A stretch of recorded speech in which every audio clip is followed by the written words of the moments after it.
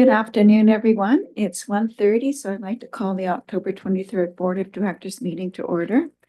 Before we get to the formal part of our business, we'd like to take a moment on behalf of the board. I would like to express our condolences to Director Beckett and the community of Banfield over the tragic loss of life during the recent extreme weather event. And Director Beckett, would you like to say a few words? Thank you, Madam Chair. I would.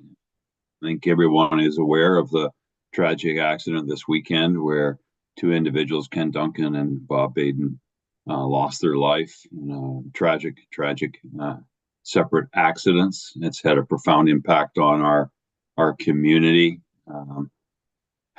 Both gentlemen were very much respected in our communities, and I did not know Ken that well, but certainly Bob Baden had been there, close to 40 years, ran a business successfully for a number of years, recently retired. And Bob, over the years, volunteered on countless numbers of committees and projects, including APC, Banfield Water Board, and Bob was, in my first term of office, my alternate director, and it was Bob who had reached out to me to put my name in the hat to run as director, and we'll all miss him. As I said, it's had a profound impact on the community, and I'll finish off by saying that I'd be remiss if I did not recognize Minister Osborne and our own staff for helping to secure the grief and loss counseling sessions that we'll be bringing to our community in the really near future. Hopefully, something will be formalized for next week. Thank you for the opportunity to speak to this matter.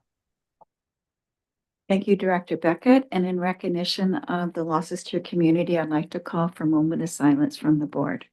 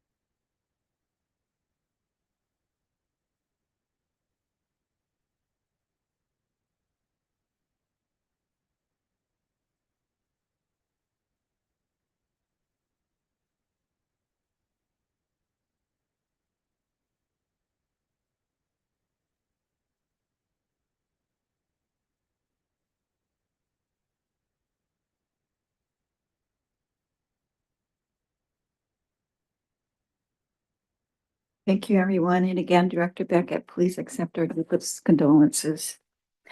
Next, I'd like to do the recognition of territories. I would like to acknowledge that we're conducting this meeting on the unceded traditional territories of the Shuswap and Huipachesset First Nations, and we're grateful for the opportunity to do so. We also have directors calling in from other territories, and I would like to also acknowledge those nations and express our gratitude and our respect. A notice to attendees and delegates that this meeting is being recorded and live streamed to YouTube on the Regional District websites. If you have any questions or comments, please send those to responses@acrd.bc.ca. So we'll do introductions. Chair Jack is not able to be with us today. He had a conflicting appointment. So my name is Debbie Haggard. I am a counselor for the City of Port Alberni and Vice Chair of the ACRD Board of the Regional District. And we'll go around this way to do introductions. Good afternoon. I'm Daniel Sayan. I'm the Chief Administrative Officer for the ACRD. Good afternoon, everyone. Uklama Mariah Coots, Counselor for the Ho-Chukosset Tribe Government, Klagochu. And good afternoon. I'm Mike Sparrow, I'm the Regional Director for Cherry Creek. Good afternoon. I'm Rennie LaCourcier. I'm the alternate for Sprout Lake. Good afternoon, Heather Zenner, Manager of Administrative Services. Good afternoon, I'm Terry Fong, Chief Financial Officer for the Regional District. Good afternoon, Cynthia Dick, General Manager of Administrative Services. Thank you. Now we'll go online. Director Siga.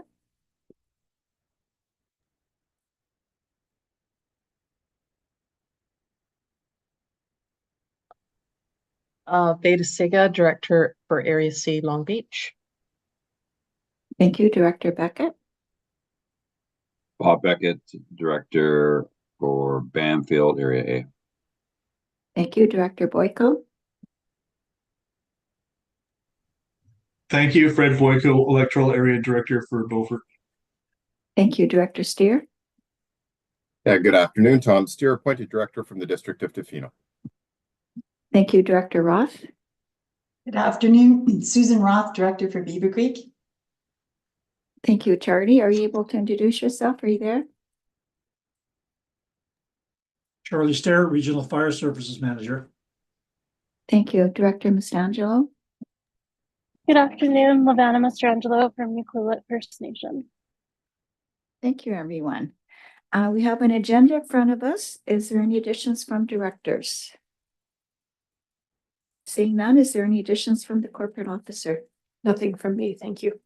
Thank you. Seeing no additions, could I have a motion to approve the agenda as presented? Moved by Director Coots, seconded by Director Sparrow. All in favor? Any opposed? Motion carried. Next, we have declarations and conflict of interest, and I'll declare a conflict of interest with 8A because I am a member of the Alberni Golf Club. So I will be leaving the room and Director Sparrow will be taking over the position of the chair. Any other conflicts of interest? Seeing none, I'll go on to minutes. First, we have the minutes from the Board of Directors meeting held on October 9th, 2024. Any errors or omissions? Seeing none, could I have a motion that the minutes of the Board of Directors meeting held on October 9th, 2024 be adopted? Moved by Director Sparrow, second by Director Coots. All in favor? Any opposed? Motion carried.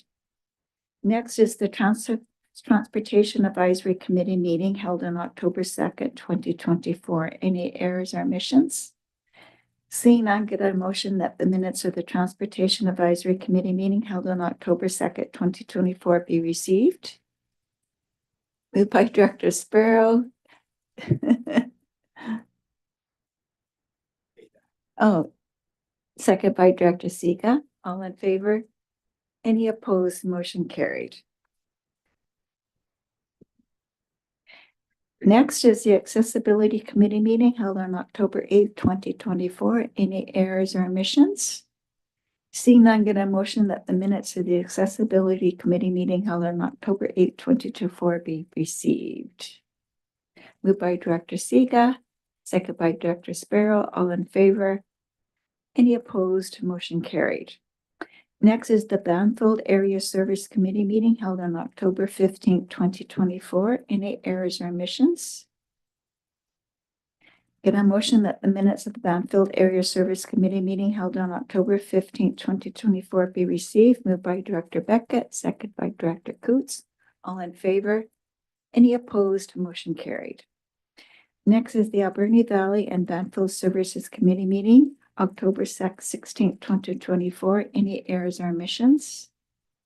Seeing none, get a motion that the minutes of the Alberni Valley and Banfield Services Committee meeting held on October 16th, 2024 be received. Moved by Director Coots, seconded by Director Sparrow. All in favor? Any opposed? Motion carried. Next is the Electoral Area Directors Committee meeting held on October 16th, 2024. Any errors or omissions? Seeing none, get a motion that the minutes of the Electoral Area Directors meeting held on October 16th, 2024 be received. Moved by Director Sparrow, seconded by Director Siga. All in favor? Any opposed? Motion carried. Next is the Alberni Valley Regional Airport Advisory Committee meeting held on October 17th, 2024. Any errors or omissions? Director Boyko. I don't have an error mission, but I have a point. It was good to see that over the past 3-4 months, they've actually been looking into how many planes have been taking off and landing. And the number is between 300 to 500 per month events of a takeoff and a landing. And we don't have any fees for that, but most airports in this valley or in the island do, including the Tofino Airport, and fees for parking of aircraft. I would like staff to look at this sometime in the future. I'm not on the airport board, but it would be good. And if we charge $10 per takeoff and landing, we would make more money in revenue than what's currently made in the airport, and that would help out taxpayers a lot. Thank you. And I'll make a motion to accept. Should that be brought under new business then, Heather?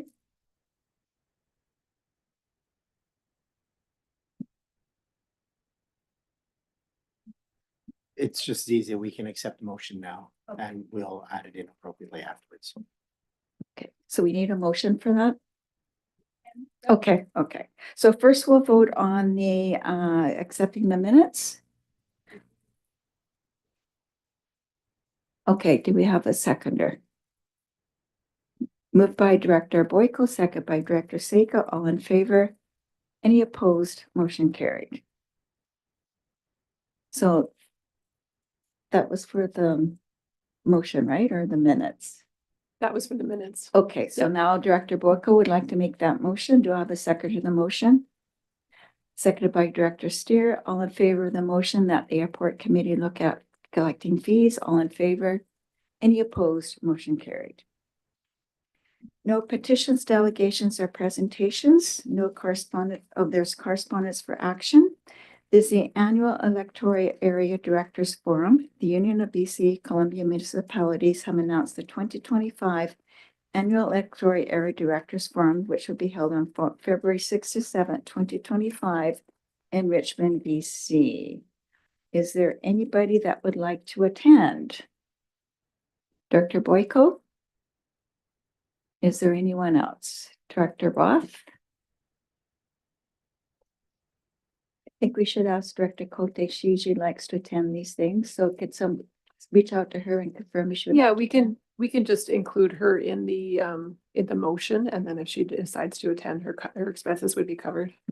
Okay, so that would be Director Boyko, Director Roth, and Director Cote. Is there anyone else who would like to attend? If there is anyone else, then I would suggest that if you change your minds, please reach out to Heather, and then we can perhaps amend the motion. And then at the next meeting, there's still time to do that. So the motion is that the Board of Directors support Directors Boyko, Director Roth, and Director Cote to attend the 2025 electoral area directors forum scheduled for February 6th to 7th, 2025 in Richmond, BC. And I'll make that motion if somebody would like to second that. Seconded by Director Coots. All in favor of the motion? Any opposed? Motion carried. Next is the request for appointment and alter appointment to the Vancouver Island Regional Library Board 2024. Director Roth? Yeah, I would like to make the motion that the Alberni-Clayoquot Regional District Board of Directors appoint Director Boyko as appointee on the Vancouver Island Regional Library Board of Trustees for 2025. Thank you. Do we have a seconder to that motion?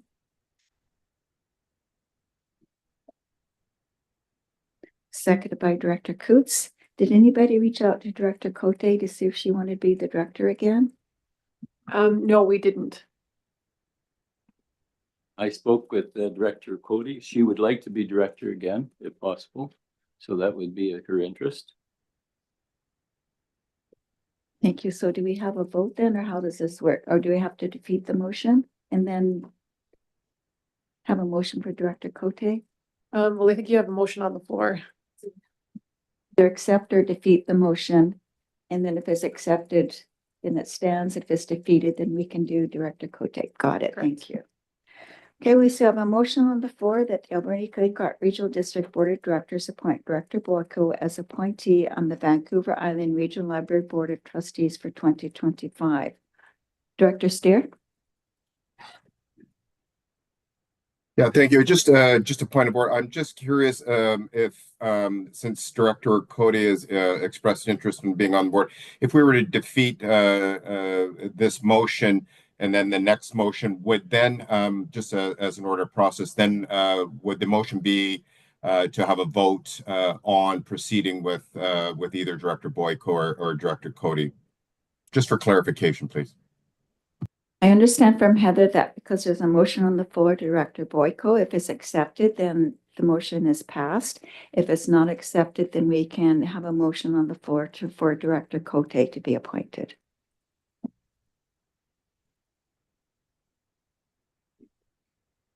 Okay. So Director Steer, just if I'm understanding the question, for clarity, if for whatever reason, if Director Boyko was not successful in being appointed, and the board didn't agree on Director Cody, you would not be in a position to bring back Director Boyko because it's a one-way street. And so okay. unless there was a motion to reconsider. So it's very important that we keep things in context because we do want somebody representing us. And there is a seat as alternative as well that could be considered. Thank you. So all those in favor of appointing Director Boyko to the Vancouver Island Regional Library Board of Trustees for 2025, please raise your hand. 1, 2, 3, 4, 5, 6, 7. Any opposed? 3 opposed. Motion carried. Congratulations, Director Boyko. And then we need an alternate. Director Coots. Thank you, Madam Chair. I'd like to make a motion that we put forward Director Cote as the alternate. Thank you, Chu. Thank you. Could we just second to that motion?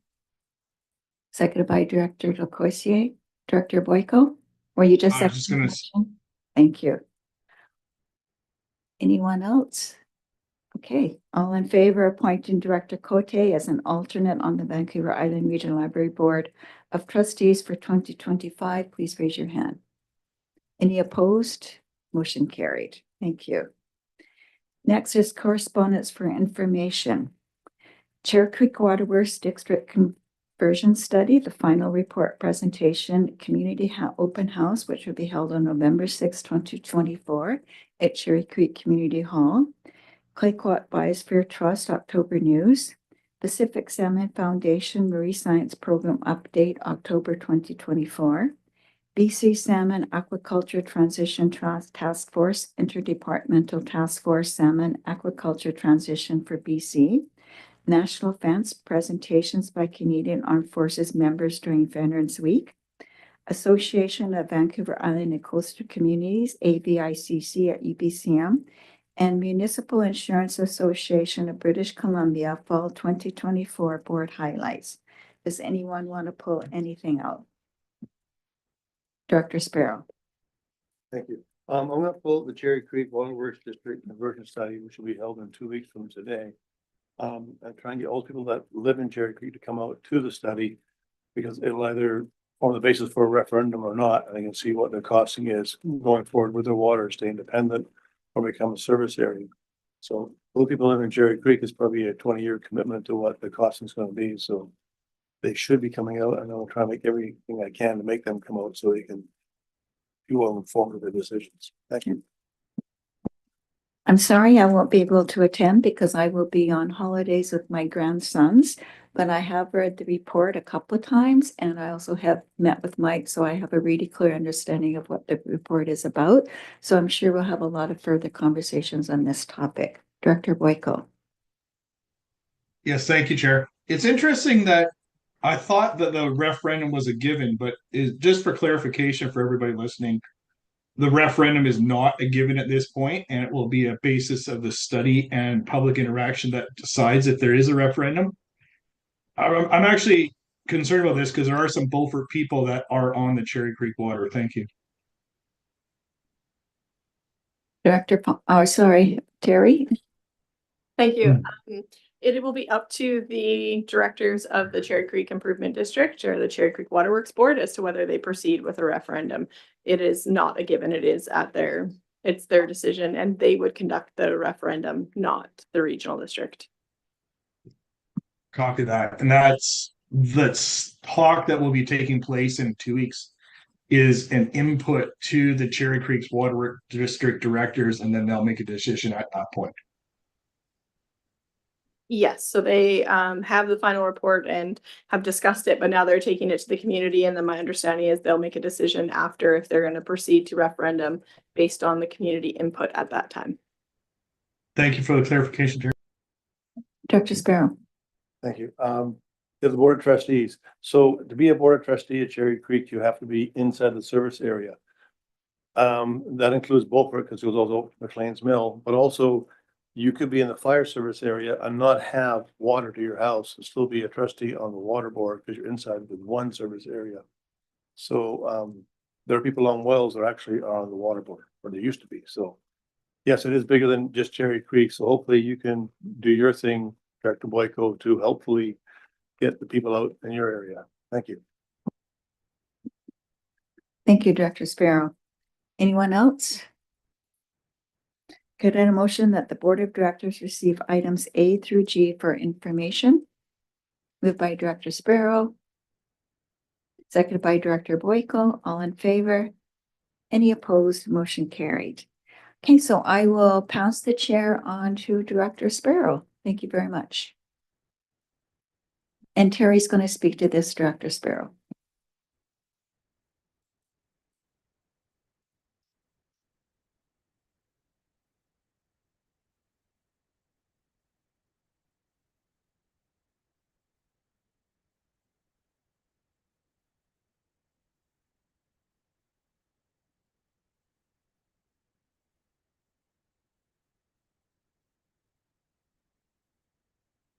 Okay, now that the director has left the room, I will tell Terry Fong to go through the process. Great, thank you. So the Local Government Act does provide the ACRD the power to exempt nonprofit organizations that provide athletic or recreation services from property taxation. This must be done by bylaw prior to October 31st of each year for the following year.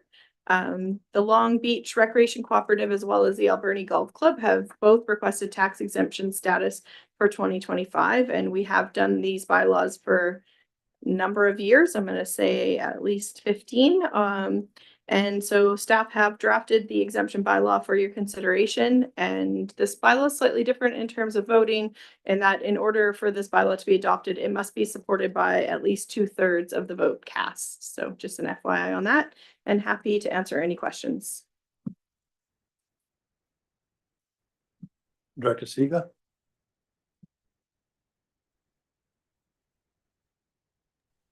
Thank you. I understood that because there was a campground attached to the Long Beach golf course, that was problematic for the tax exemption. Can you just clarify that for me, please?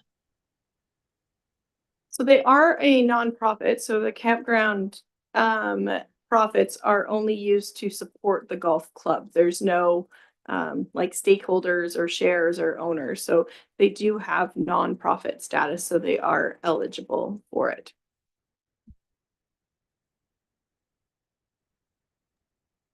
Thank you.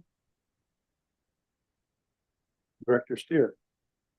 Yeah, I'd like to make the motion, if there are no other comments, that the Alberni-Clayoquot Regional District Board of Directors give first reading to the bylaw cited as 2025 tax exemption bylaw number F1168.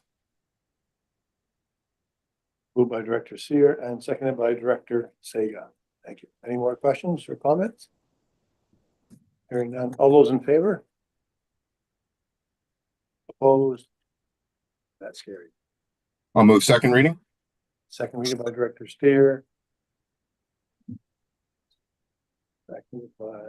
Seconded by Director Roth. Thank you.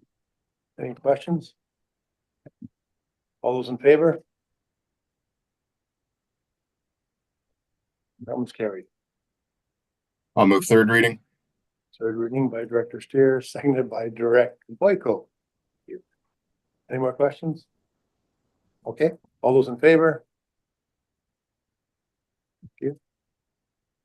And lastly, And finally, that the Alberni-Clayoquot Regional District Board of Directors adopt bylaws cited as 2025 tax exemption bylaw number F1168. moved by Director Seer, seconded by Director Roth. Questions? All those in favor? Thank you. We'll move on to the next one, and we'll get back to chair.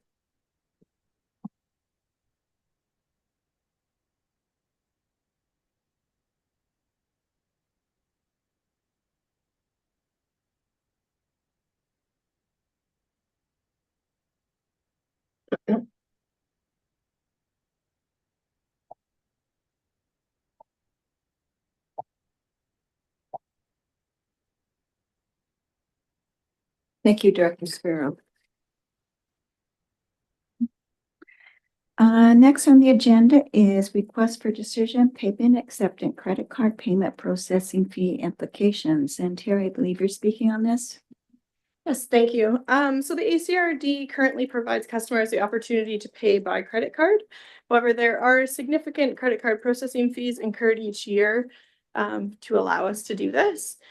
Essentially, this means that all taxpayers are kind of subsidizing those that end up paying by credit card fees. There's been some change of legislation in the last couple of years, and there's more options available than there ever have been, including permitting credit card fees, but the actual card holder would be paying those fees, not the regional district. So before staff jumped too far into looking into this, we just thought we would see if this is the direction the board would like to go into. And if so, finance staff will investigate here a little bit in November and December, and then kind of have it on pause through budget and audit season, and then bring back some options for you in April. It's not as easy at first glance as what you think it might be, because we do have a few different softwares that accept payments. So we're going to have to make sure it works with multiple different formats. So just looking for some direction from the board today. Director Siga and then Director Steer. Please go ahead, Director Siga. Thank you. Yeah, I'm really familiar with where there's taxation or fees that are done jointly, credit cards not being accepted as a method of payment. So I totally understand this. And I appreciated there being an option to pay by credit card, but the company that you pay through actually charges you the fee. It just attaches the fee to your credit card. Yeah, for all of my taxes, I just direct deposit, and it works really well. So I think I agree there's lots of options, and I don't think that people who are paying by credit card should be subsidizing other payments. Thank you, Director Steer, and then Director Boyko. Please go ahead, Director Steer. Yeah, thank you. And I think the Terry had answered my question, but the District of Tuna doesn't accept credit card payment. But and I thank you for that. Once again, as Director Sigas pointed out, the ability to pay by credit card as an option is, I think, one that we should still have as an option for taxpayers. On the other hand, we shouldn't be subsidizing that. So if you're looking for direction, I would be seeking that what those potential options are for not incurring the percentage on those credit card fees. Thank you, Director Boyko. Thank you, Chair. I concur with the last two directors. Having a credit card payment is convenient, but if it's costing the taxpayers money, then add that 2.5% to 3% back on the person that's paying it, because they're using it for points and dividends and whatever else they're getting. So I suggest moving that way. Thank you. Thank you. I agree. I think most people use their credit cards just to get the points. Director Sparrow. Oh, thank you.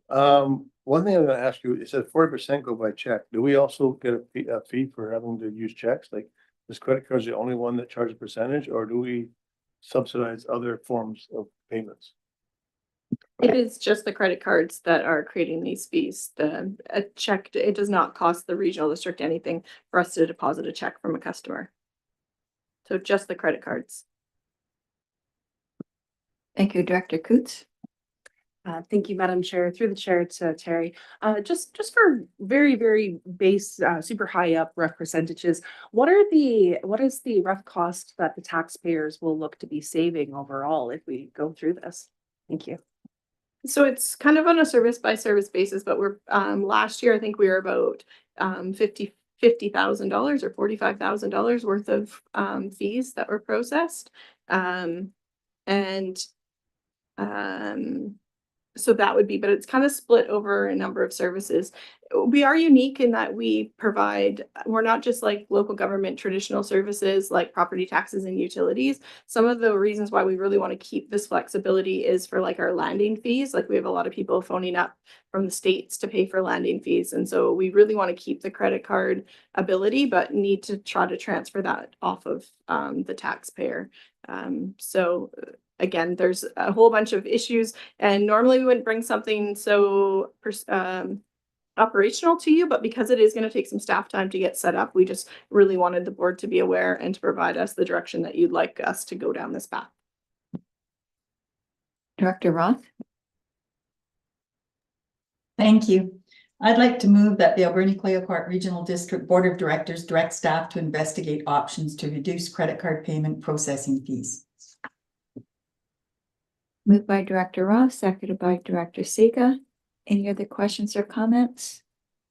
All in favor of the motion? Any opposed? Motion carried. So I think we're all pretty well in agreement.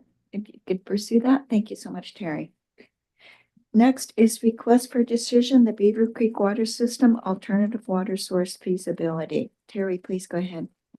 Thank you. Jenny asked that I speak to this today as she's at something else. So this initiative was identified during the 2024 budget discussions and is to conduct a feasibility study to confirm the capital and operating costs of reestablishing the Stamp River or another alternative source for Beaver Creek water.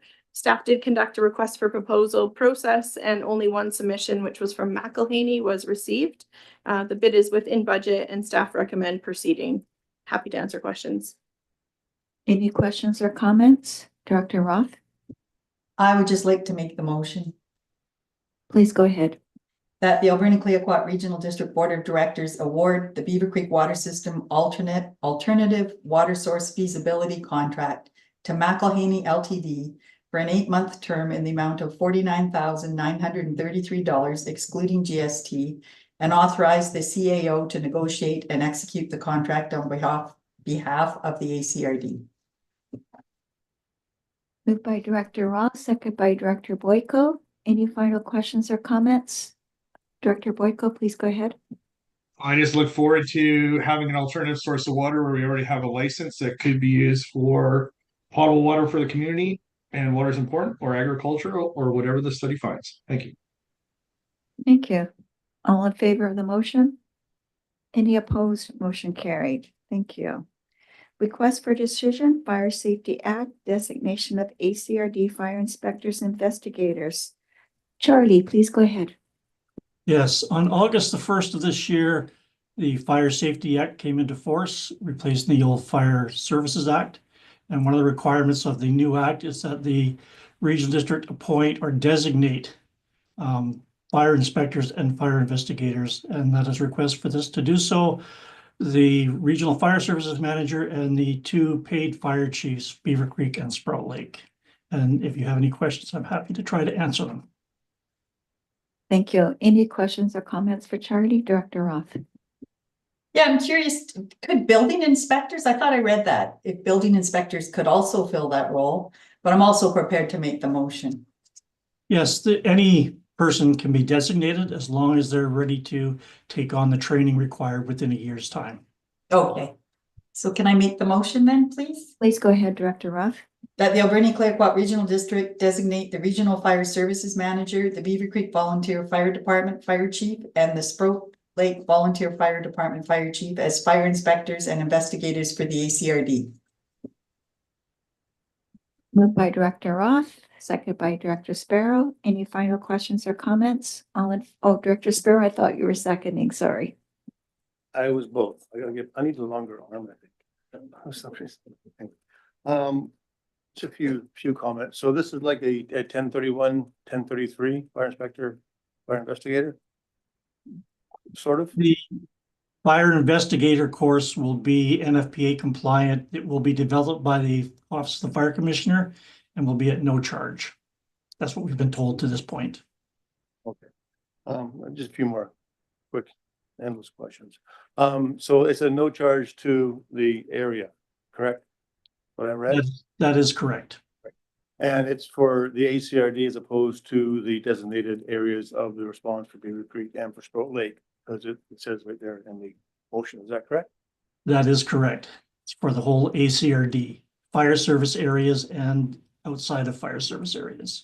So this will be fire and investigation and fire safety compliance for all buildings in the ACRD. The reason I'm asking this is because also it says in there that the improvement districts at 28th of October will no longer have the ability to do fire investigations according to this. Is that correct? That is also correct. Okay, so can we extend a letter, I guess, of out to Cherry Creek Improvement District saying that we would be able and capable of doing fire investigations and also fire inspections in their area because they cannot do that as of next Monday. Would that be possible to do that by Monday to extend that out to make sure they are covered? Otherwise, they are not covered for fire investigations.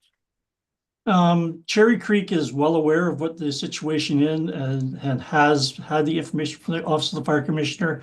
And I've spoken directly with the fire chief, and there's an understanding of what the process will be. To date, the Office of the Fire Commissioner will perform those investigations and inspections on the regional district's behalf when requested by the designated persons. So do we want to put a letter out? Because it sounds to me like we don't, but I think it'd be better if we extend the hand of gratitude than wait for response from the province. At this point, the province is having some discussions around improvement districts, is what I understand. But yeah, the offer is there, and we've already spoken with the fire department, and they know what the process will be. So a letter can be issued if need be. I would like that done, please. We could do it this week just to say we are covering their bases because as of next Monday, they are in compliance with fire investigations, are they not? They'll be covered by us. Daniel, please go ahead. There we go. I also want to be mindful of jurisdictions as well. So rather than saying that they are covered by us, I'd rather alter that language to say that we are available if needed. But we're just not privy to the conversations they've had with the province. So I don't want to assume that they are without, because we don't actually run their fire service. By the legislation, the Cherry Creek area will be the responsibility of the regional district for investigations and inspections. Go ahead. Thank you. Can we put a letter up to clarify that so they know and we know that they know? Sure. Terry. Charlie's probably cringing that I'm speaking up. So the Fire Service Act has not really considered what the regional district's authority is under the Local Government Act. So we do not have a regional district is built by boxes or service, and we do not have a box or a service to provide service to Cherry Creek or any other area that does not have a fire service area. So that is why this legislation has taken so long, in my opinion, to get into place, because they have told us we must do something, but haven't given us the authority to do it or to charge the taxpayers to do that on our behalf. So in the end, the Office of the Fire Commissioner has said that they will take on the role as requested by the regional district. They will do the fire investigations and fire, what's the other part? Inspections and investigations. So we're basically going to be a flow through to the province to say this is the incident and there. So I hesitate for us to write a letter to say that we are the authority when we do not have the ability to perform work in their area because we have no ability to charge their taxpayers. So they have created two conflicting legislations that I understand they are trying to fix and adjust and figure out. But I am hesitant for us to state that we can do something when we have no legal authority to do it in terms of budgeting. Go ahead, Director Sparrow. Thank you. So it's a no cost to us. So the financial portion should be paid up by the province, and I do that with a cough and laugh. But also we sort of, if it did come push us to shove, they will probably designate somebody in the area to do a fire investigation, which would be us anyway. So it's not saying we're going to do it, it's saying we're available to do it, and we probably have legal jurisdiction to do it. It's more of a thank you than a push. How's that sound? Would it be more appropriate, Terry, if we did not write the letter, but have them reach out to us if need be? Yeah, I think that I think we need to continue to push the province to adjust the legislation to match what they're asking us to do, because the allocation of resources includes staff time. So if we're spending staff time on doing inspections in Cherry Creek, then other taxpayers are paying for that. The same goes with the areas of Long Beach that don't have fire protection or are outside. It's the same everywhere. I'm just using Cherry Creek as an example. I hope that we're going to continue to lobby for them to either put in the Local Government Act that we have jurisdiction so we can start building a service and charging the taxpayers for that. Likely it's a small amount, but we don't know. It depends on what we have going on. And I believe it's a complaint driven thing. So how that kind of ends as well. There's a lot of stuff out there that we're not aware of. So again, I want to minimize the staff time because I'm not really sure how to put this through the financial plan next year, even though I recognize that the one set of legislation has told us we must do it. Go ahead. So I know you're saying you want to keep it inside the confines of what you have now as a fire response, but if there was a fire out Cameron Shops right now, which is Cherry Creek, which is outside a fire response area, we do an investigation. Who would you bill? Or who wouldn't you bill? We wouldn't do an investigation. We would notify the province or the office of the fire commissioner that an incident has occurred and that they are to conduct an investigation. That is correct. Then this motion says for all of the HCRDs and not inside the response areas of the two fire departments. So we have to appoint it, but basically that point person is going to be a flow through. And that's why all that section at the very end got added for the regional districts, because we didn't have the authority. So now they've said, we really want this legislation to go through. So us as the Office of the Fire Commissioner will take on all those investigations in all the electoral areas of the entire province. So we'll see how that works in practicality.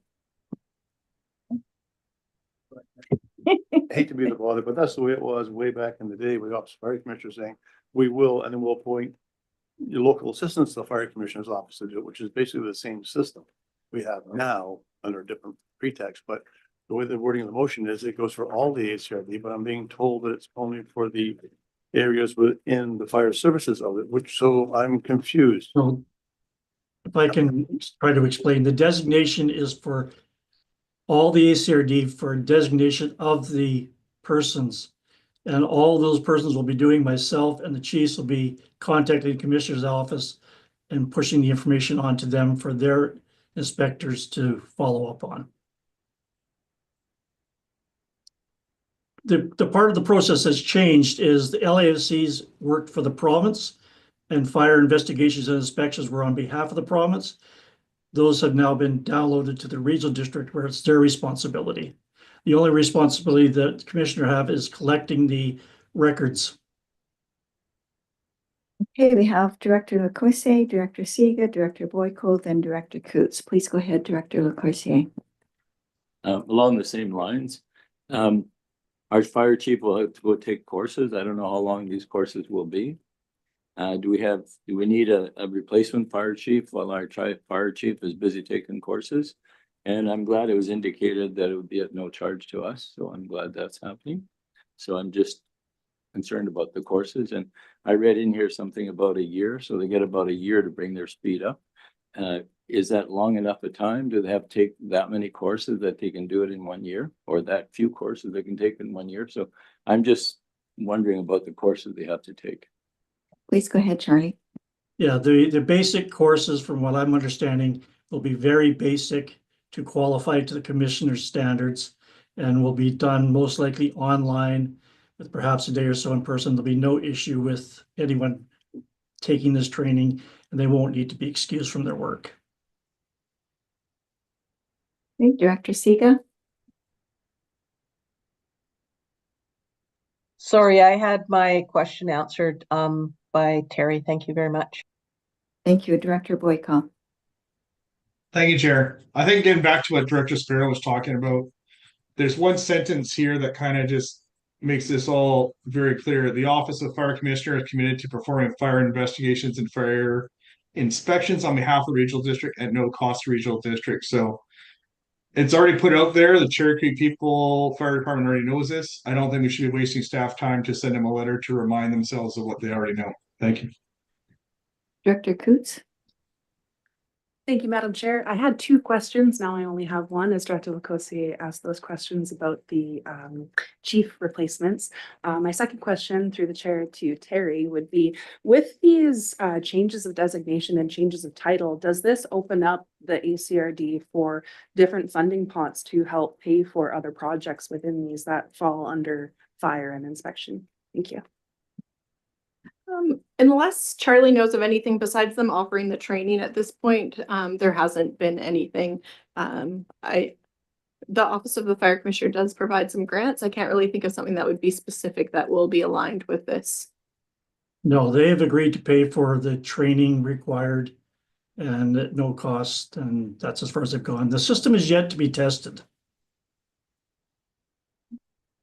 Any other questions or comments? Okay, so we do have a motion on the floor. All in favor of the motion? Any opposed? Motion carried. Thank you. Next, request for decision, ACRD office building feasibility. Daniel, please go ahead. Thank you. This is also an initiative that was identified during the 2024 budget process. We are looking to advance a feasibility to explore up to two options, either the renovation of the current office building or the building of a new office. And this RFP went out to seek a proponent to work with, where we could identify the high level costs. We could develop the feasibility of the two proposed case prior to diving into an in-depth business case. And we could have the necessary assessments and identification of the key challenges, the options, which the different high-level budgets, governance, or risks could be assembled in all this.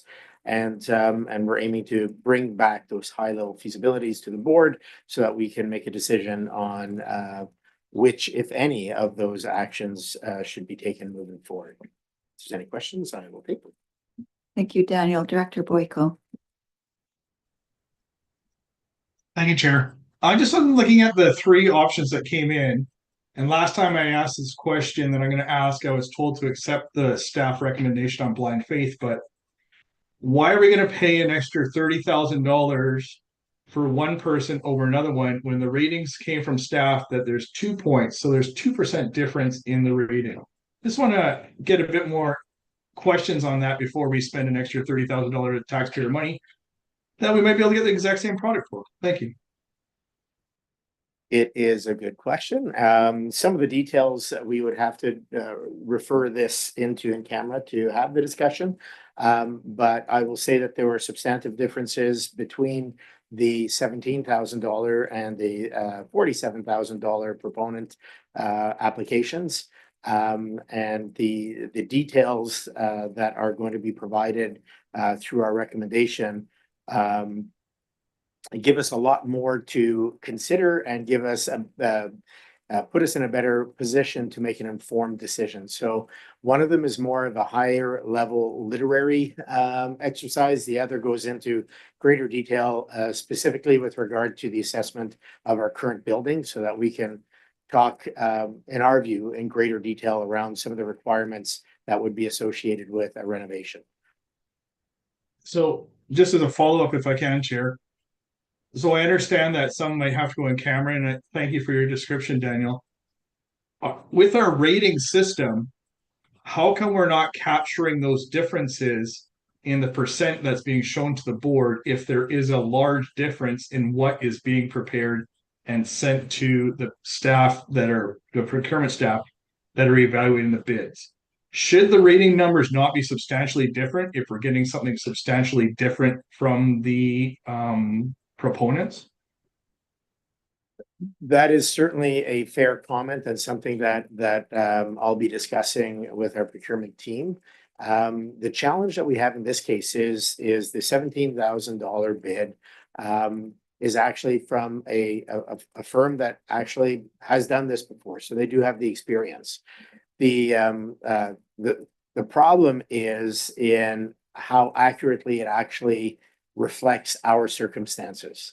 And so what we have is a submission that correctly identifies all the steps, points to experience where the work has been done by the proponent in the past. But at a high level, I've got to be careful how much detail I go into, fails to actually correctly identify the needs that we have requested specific for the ACRD project here. Thank you very much, Daniel. Yeah, it'd be good to get some more detail, but if it doesn't correctly identify the needs, why does it have such a high ranking compared to the one that we're selecting? Thank you. That's my comment. Terry? Just that price is a consideration of the overall score, so it has a ranking or rating in it as well. So when a price is substantially lower than that, it does give that component a higher rating than, say, the other proposals. So such a range like that does end up impacting those overall scores. So the low bidder was favored by 7 points over the selected bidder. It is something that we are discussing in the procurement in our matrices because of how that does end up looking when the bid is so much lower in price, but then the other factors are involved as well. Thank you, Terry. Any follow-up questions or comments, Director Boyko? Are you okay now? No, I think that's good. And having a bit more time, because this is going to come up again and again. We only added these ratings and social credit score in the past year or two that goes into this rating as well. Having a bit more clarity, because if someone from the public just looks at this and says, why are we spending all this money when they're exactly the same? Because that's all the information that the board members are getting. At the same time, that's all the information that people at public are getting. And we're going to go vote on this now. And they're like, why are you spending that money when you're going to get the exact same thing based on the rate? Plus or minus 2%, which is minimal. That's my comment. Thank you. Thank you. Any other questions or comments? Would anyone like to make the motion?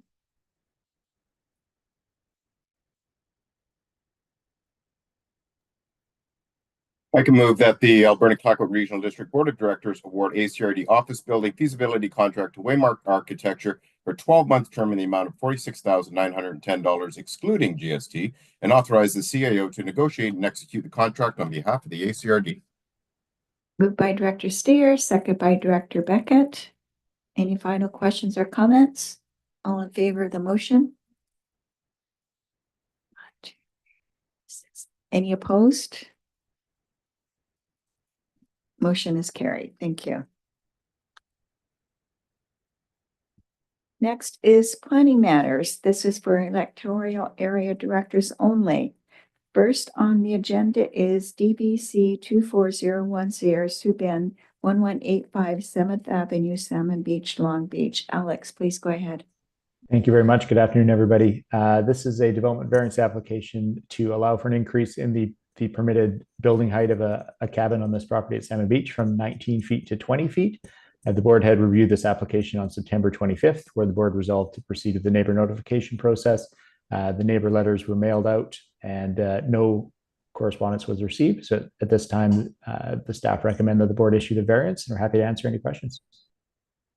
Any questions or comments? Seeing none, Director Siga, would you like to read the motion? Thank you.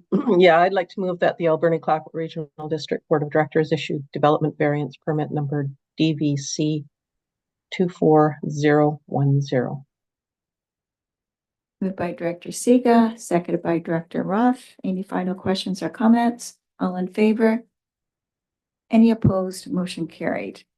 Next is RD 23017 074-2476 BC Limited Sprout Lake Campground, 18001 Sterling Arm Road. Please go ahead, Alex.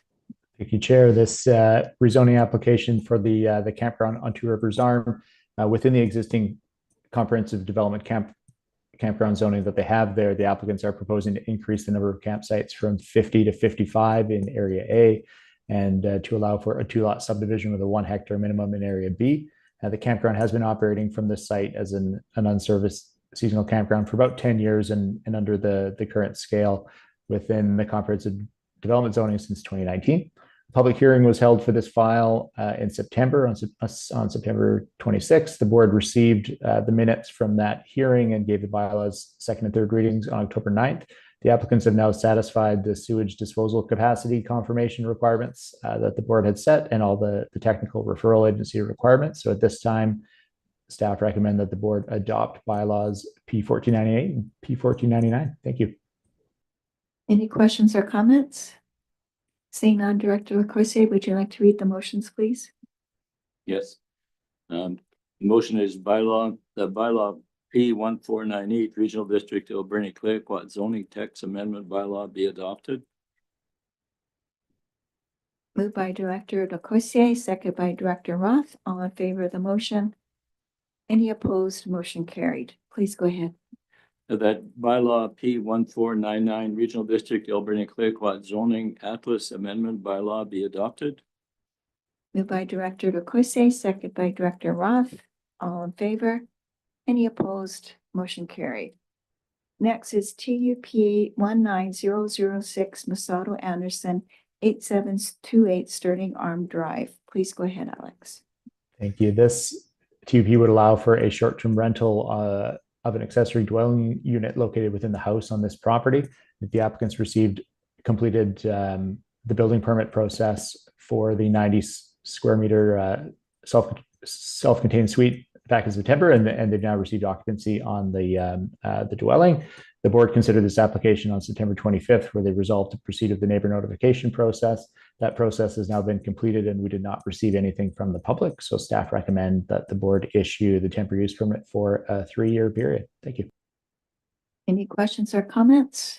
Seeing none, Director LaCourcier, would you like to read the motion, please? Yeah, that the Alberni Clayoquot Regional District ACRD Board of Directors issue TUP 19006. Moved by Director LaCourcier, seconded by Director Sparrow. All in favor? Any opposed? Motion carried. Next is TUP 24007 Watkins Vander Cooey 10551 Asher Road. Please go ahead, Alex. Thank you. This application is for another short-term rental of a secondary suite located within the applicant's home on Asher Road. The applicants intend to utilize the secondary suite to allow for the short-term vacation rental use. And as a requirement of that application review, the building inspector completed a health and safety review of the suite, which identified some minor updates that needed to take place. And staff had included that within the recommendations of the TUP conditions. So at this point, the public notification process has been completed. That included the neighborhood mailout and an advertisement in the newspaper.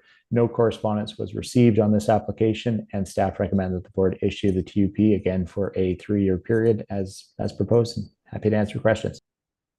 Any questions or comments? Seeing none, Director LaCourcier, would you like to read the motion, please? That the Alberni Clayoquot Regional District ACRD Board of Directors issue TUP 24007. Moved by Director LaCourcier, second by Director Roth. All in favor of the motion? Any opposed? Motion carried. Next is RD 23016 Colson Forest Products Limited, Lot 2, Sterling Arm Crescent. Alex, please go ahead. Thank you. This is a rezoning application for a site-specific zone, the SACD district, which would allow for the construction of a 1,700 square meter personal storage facility on the property to be used for the storage of personal vehicles and equipment. A public hearing was held for the zoning and OCP amendment bylaws on October 1st, and the board did receive the public hearing report and gave the bylaws second and third readings at the last meeting on October 9th. The applicants have now satisfied the required conditions of rezoning that were applied by the board when the bylaws were given first reading, which included satisfying all the technical referral agency requirements that would be considered as part of the building permit process if this application proceeds. So at this point, staff recommend that the board adopt the bylaws, and happy to answer any questions on this. Thank you, Alex. Director Roth? Yeah, you said personal vehicles and equipment. What is meant by equipment?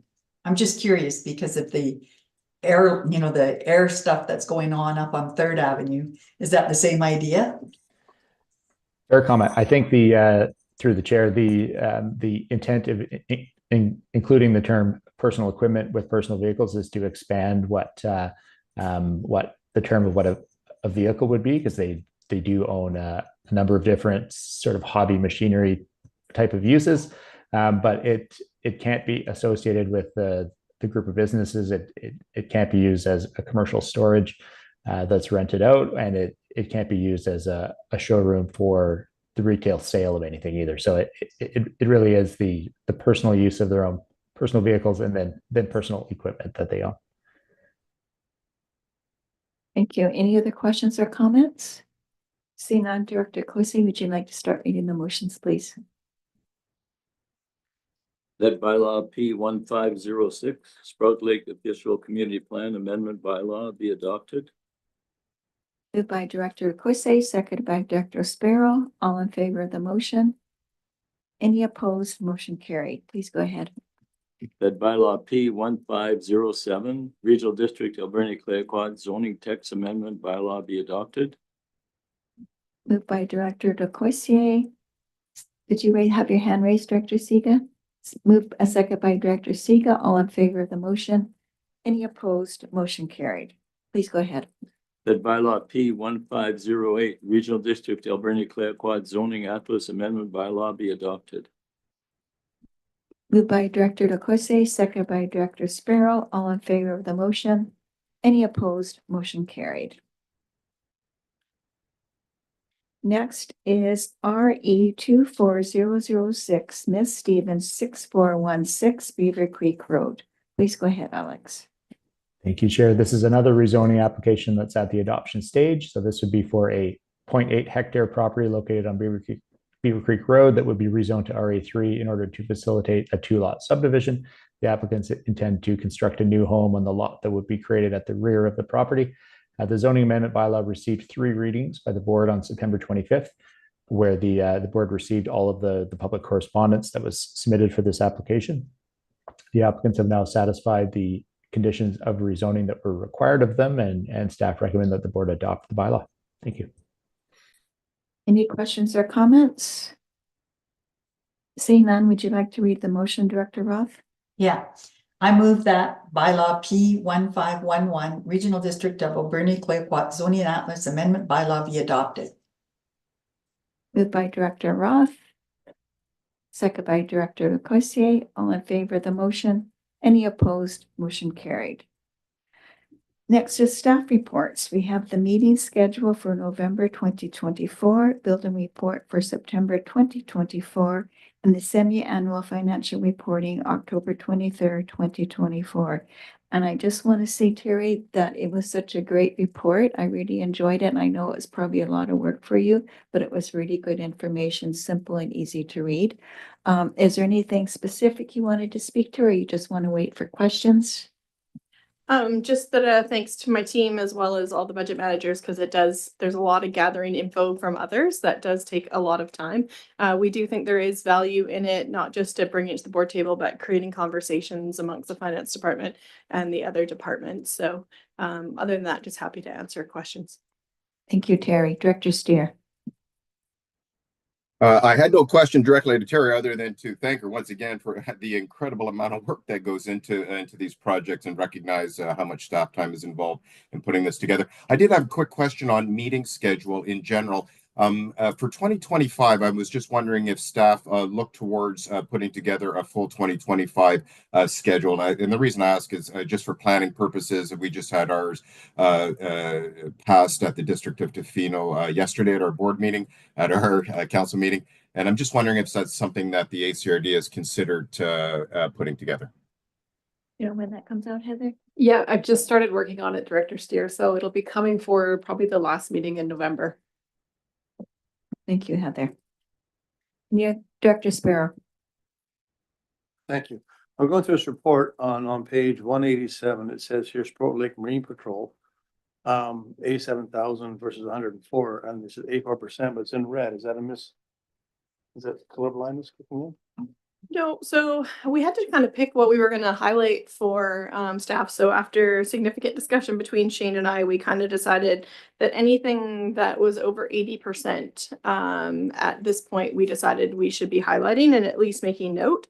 So that's why we did put beside there, like that is a seasonal service. So we don't have any concerns about it being over budget at the end of the year, but it does seem high for at the end of September. But because it's seasonal in nature, there are still some costs like winterizing the boat and storing the boat. But for the most part, that service has wrapped up. So we don't see any concerns. So we've basically highlighted in red anything that we think is that jumped out at us as maybe being over where we thought it would be at this time of year. And then in green are kind of lower than we thought. And that was, I believe, everything under 50% and under.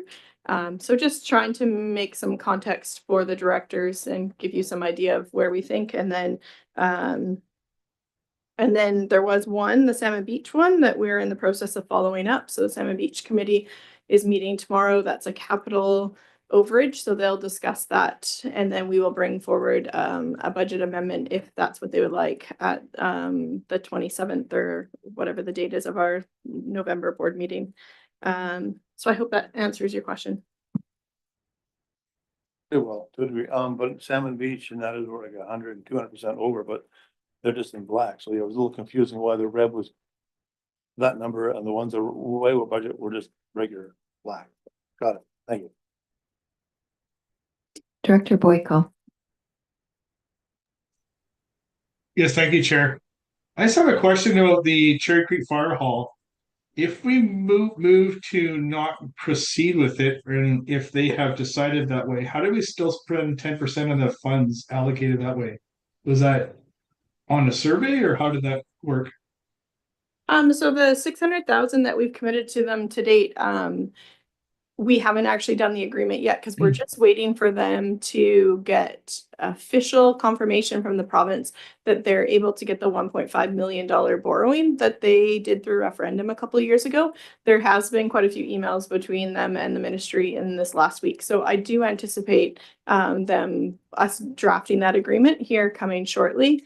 And I know that they are actively tendering that project and are getting going. So we haven't finalized that agreement because we can't spend community works fund on a project that isn't going to be finished. So I had asked for confirmation that the province is going to do their borrowing end before. And so they had some hiccups with getting some short-term borrowing in terms of not many banks recognize them and borrow to the local governments because they don't have that in BC besides improvement districts. So they've definitely had some hiccups along the way, but I think my understanding from their staff is that they are there and will be coming here shortly for that 600,000. Thank you, Terry. Any other questions or comments? Could I get a motion that the Board of Directors receive the staff reports A through C? Moved by Director Beckett, second by Director Sparrow. All in favor of the motion? Any opposed? Motion carried. Next, no committee reports. Next is member reports. 911 Corporation, Director Beckett. Our next meeting is next Tuesday, so I have no report for today. Thank you. Did Director Cote leave a library report with you? She indicated there's a meeting coming up on Saturday. Thank you. Director Minions is not here, so no report for the Alberta Valley Chamber of Commerce. Air Quality Council, Director Sparrow, any report? Thank you. Yes, there's a report. The radio public service announcements been running since March of this year. For the period between May and September 24th, the number of paid users is only 5 times the historical averages because of the PSAs, we believe. So people are going to the Air Quality Council and they are looking at the web pages, which is good. We did a Catalyst paper tour on September of this year, which was really good. We went around to show us how the machines work, and to me it's like an old homecoming, but that's different. They learned a lot, and they learned about the boiler system and how it works and how it operates and what they can do to keep the numbers down. So that's all good. And this was happening with our network called Purple Air Network monitors. We have 10 working, but only down to 6 right now because there's issues with those. So we're trying to do the monitoring we can with what we have for the valley. As you can tell with the reduction, hopefully if the permit and the mosaic not burning right now, the air quality in the valley is pretty good, but we'll know better by all the monitoring systems coming out. So that's all I have at this time. Thank you. Thank you, Director Sparrow.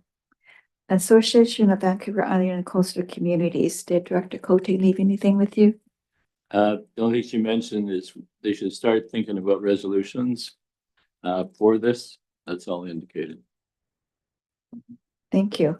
Next is Squacan Public Advisory Group, Director Sparrow. Thank you. No, we have no meeting yet. I think one's coming up in the next 2 weeks. Thank you. Thank you. Any other reports from anyone of the directors? Seeing none, get a motion that the Board of Directors receive the member reports. Moved by Director Coots, seconded by Director Sparrow. All in favor? Any opposed? Motion carried. No unfinished business, no late business, and question period. Do you have any questions online, Heather? Just one moment while I check the email. There's nothing in the email. There's nobody in the audience, and there is questions in Zoom.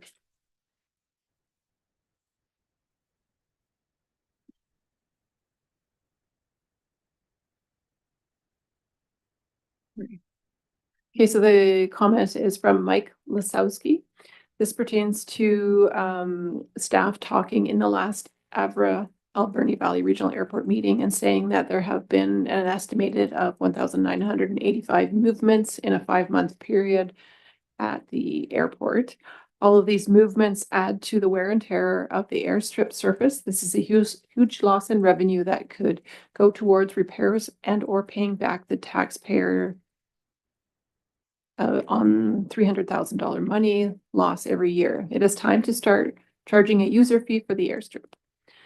Another item that came up at the last Avra meeting was the fact that there was no tree topping and small scale logging at the approaches to the airstrip, that there was to be tree topping and logging at the airport. This is to be done to meet the OLS standards. How does having this rating on the airstrip benefit the taxpayer, as the taxpayer is funding this project? If this rating is to benefit a leaseholder, they should be paying for this work being done. Maybe just refer that to the airport committee and they can respond to it. Yeah, probably staff directly, I think. Yeah, thank you.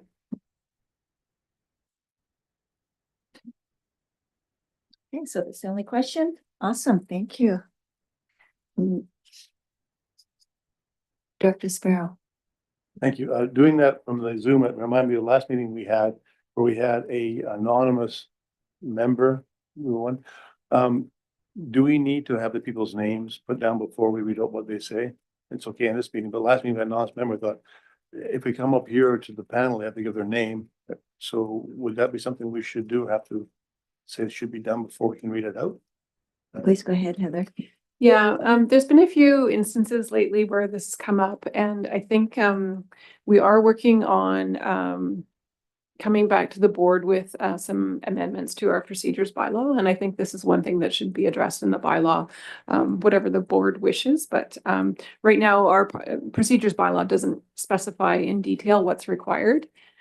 So if the board's wish is to have people's names in the area that they're from, we can certainly put that in and read out comments or questions or emails that come from named recipients.